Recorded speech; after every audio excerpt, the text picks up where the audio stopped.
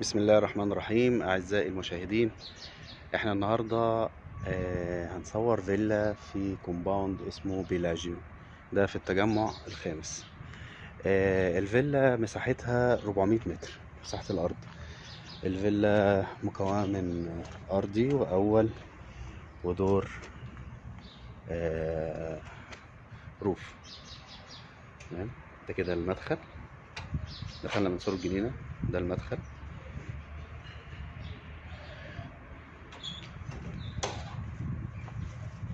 وهنا مدخل جانبي للبسين.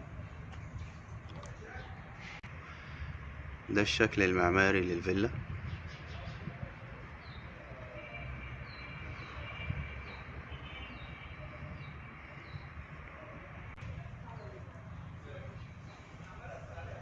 شكل جميل، روعة. دي زاوية عكسية، مدخل فيلا ومدخل جراج. خلينا نصور الأول الخارج، اللوكيشن الخارجي. هندخل دلوقتي عند البول أو حمام السباحة.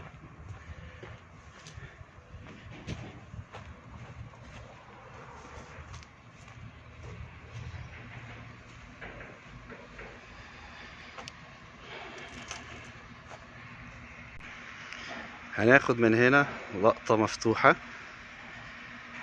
للمنظر. شوفوا المنظر وشوفوا الجمال يا جماعة، شوفوا الحلاوة، شكل بديع. تحس بالمساحة، بالوسع. دلوقتي هنروح على البول أو على حمام السباحة.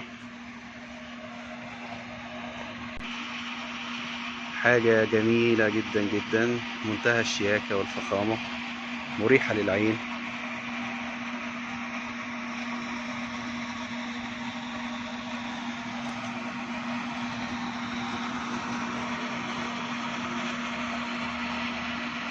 نروح عند تراس كده رائع،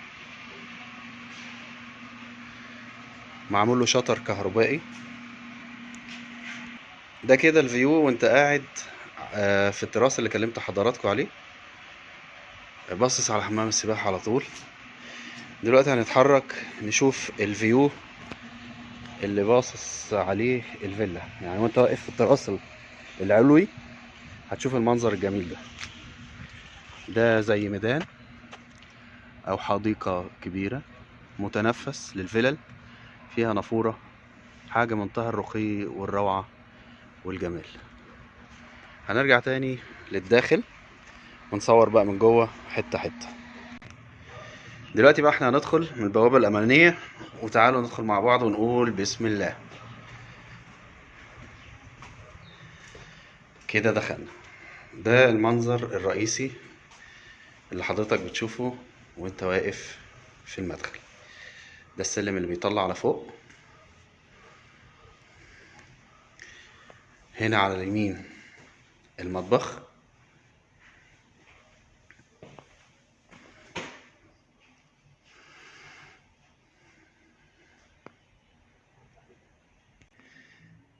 دي زاوية تانية للمطبخ. بحاول اجيب لكم تفاصيل على قد ما اقدر. جمال وذوق ورقي. هنا تفاصيل أجهزة.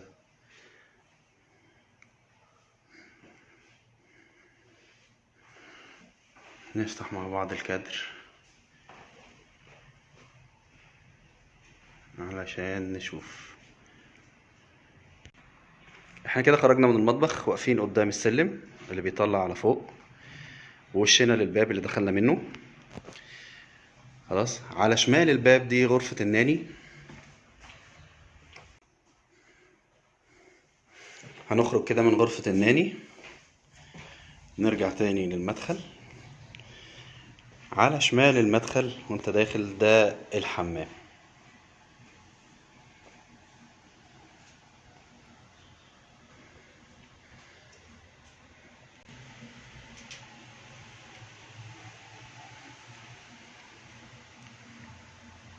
تفاصيل جميلة، شغل راقي. خرجنا كده من الحمام ورجعنا تاني. هندخل بقى على الريسبشن، ناخده حتة حتة. هنا في انتريه، في ذوق، في لمسة، فرش بسيط.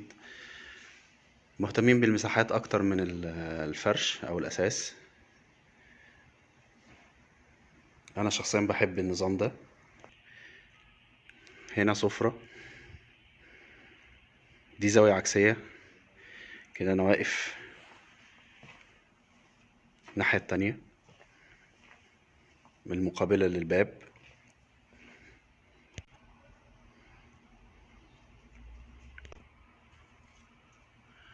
زوايا جميلة، في ذوق، في لمسة.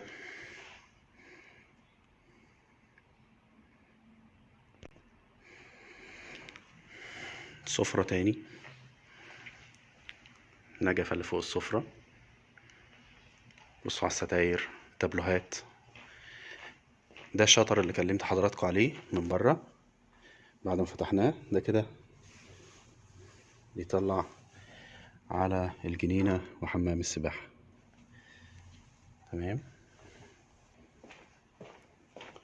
وده الشطر التاني، ده التراس اللي قلنا عليه، اللي هو فيه قعدة جميلة على حمام السباحة. تقريبا كده يا جماعة الدور الأرضي انتهينا من تصويره كامل بكل تفاصيله. أرجو إني أكون نقلت لكم ولو جزء بسيط من الواقع الجميل اللي أنا شايفه، وإن شاء الله الطبيعة أحلى في المعاينة يعني. كده هنبدأ نطلع على الدور التاني حيث الغرف. كده احنا طلعنا فوق واحنا كده على السلم.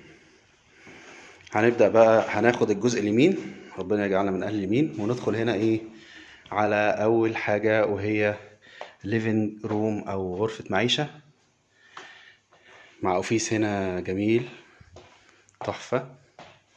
تحضير الأكلات الخفيفة والمشروبات للي قاعدين. دي زاوية عكسية، الباب هناك أهو قدامنا، وهنا التلفزيون والمكتبة بتاعته.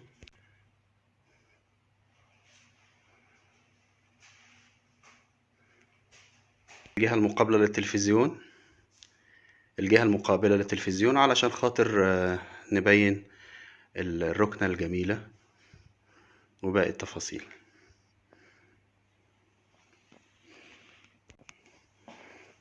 نركز شوية على الأوفيس.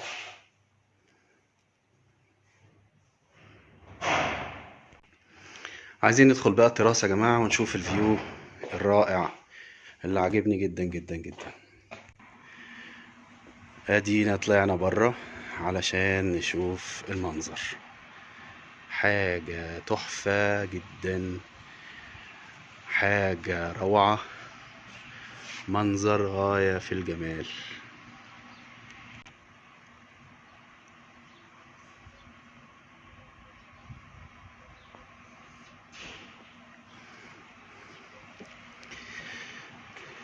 متعة.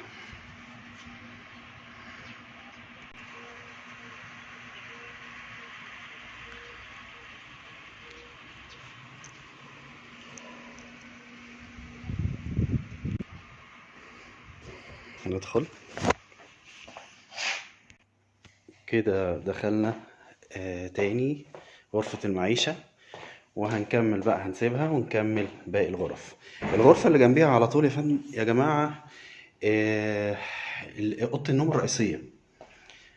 أول ما بتدخل بيبقى على شمالك دريسنج روم، غرفة الملابس، فخامة، رقي. بعد كده الحمام، حمام الأوضة الرئيسية ماستر، حوض رقيق شكله جميل. هنا شاور روم،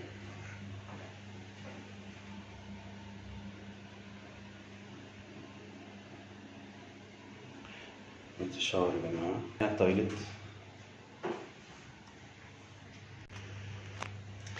هنخرج من الحمام وأوضة الملابس، ندخل على أوضة النوم الرئيسية.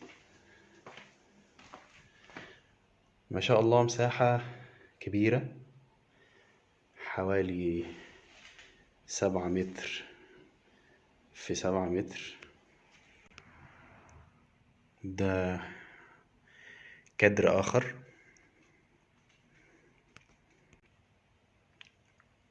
زاوية أخرى،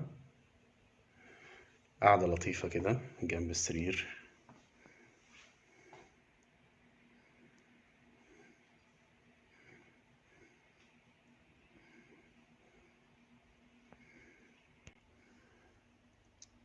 دي زاوية تانية.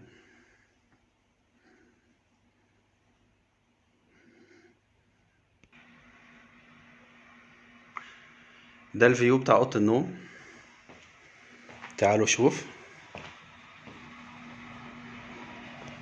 ما شاء الله تبارك الله. دي الجنينة الخلفية، زائد الحديقة العامة المتنفس للفيلا المجاورة.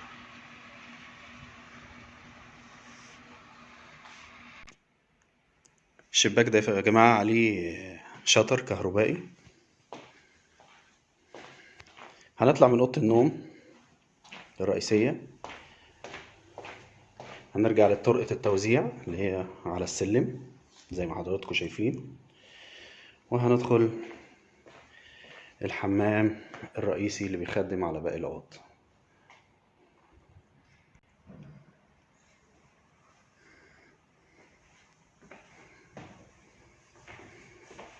كابينة.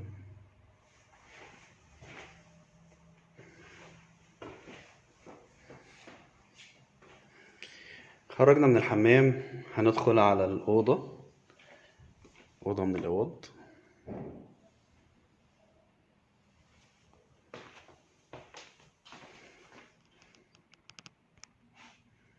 ناخد زاوية عكسية من عند الشباك للباب.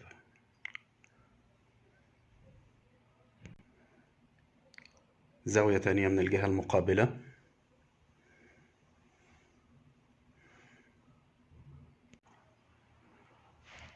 وبعد كده هنبص على الفيو الخاص بهذه الغرفة.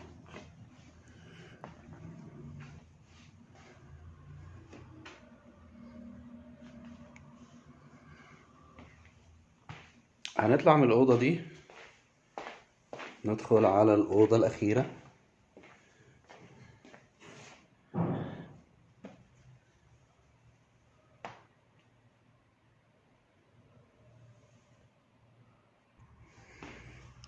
ده الفيو يا جماعة.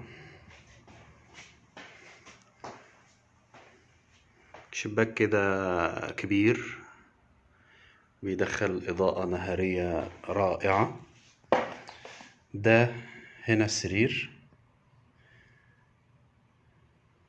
هنا الدولاب، وهنا باقي مكونات الغرفة. مساحتها حلوة مرتاحة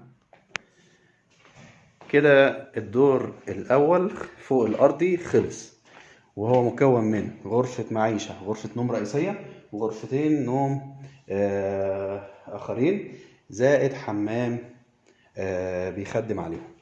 هنبدأ نطلع بقى كده على الدور روف.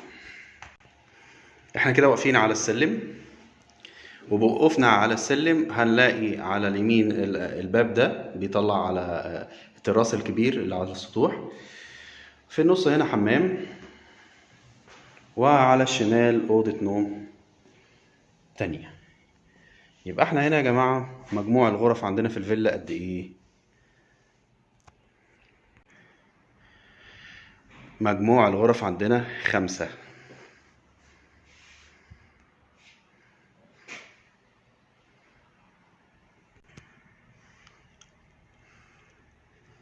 طب عندنا كام حمام؟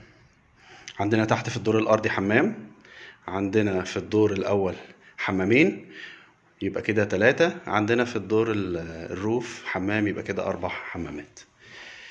كده خلصنا تصوير الغرفة. هاخدكم نطلع على التراس الخارجي. باب مصفح. طلعنا على التراس الخارجي.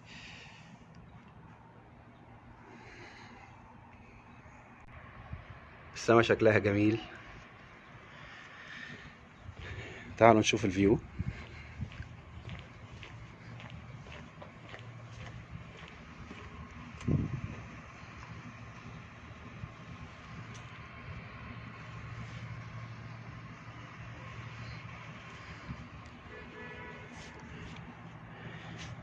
الفيلا مزودة بكاميرات مراقبة، كمان فيها ممكن نشتريها بالفرش.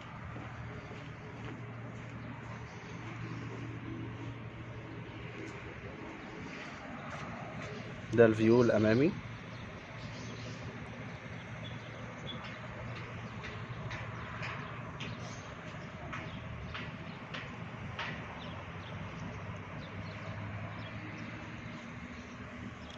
هنا في غرفة خزين.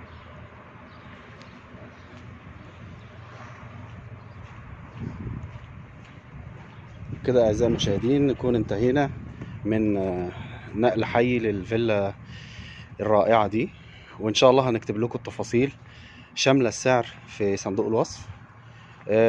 أرجوكم ساعدونا باللايك والشير، ووصوا بأصحابكم بمتابعة القناة عشان نستمر في العطاء، وربنا يوفقكم جميعا. وشكرا جزيلا لحضراتكم، والسلام عليكم ورحمة الله وبركاته.